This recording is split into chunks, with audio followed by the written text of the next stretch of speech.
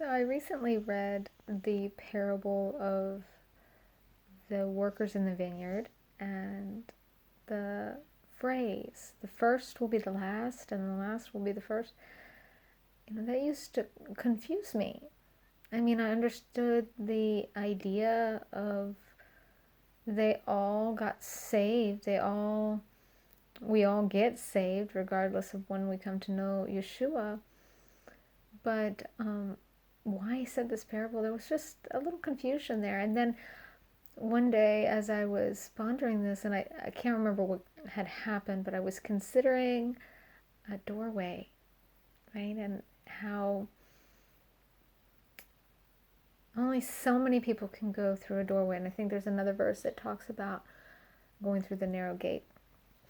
And so I can't remember how this came about in my thinking, but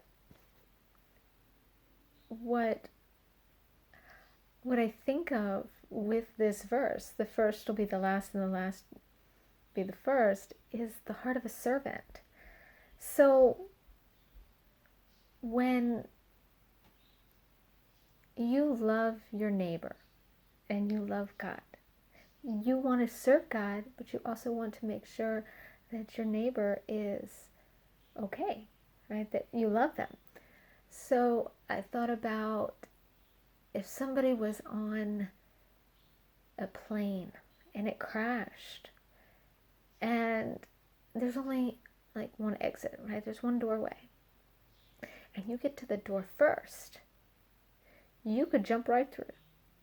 You could. No one would really fault you for that, right? You want to get through the door. You want to be safe. You want to be saved.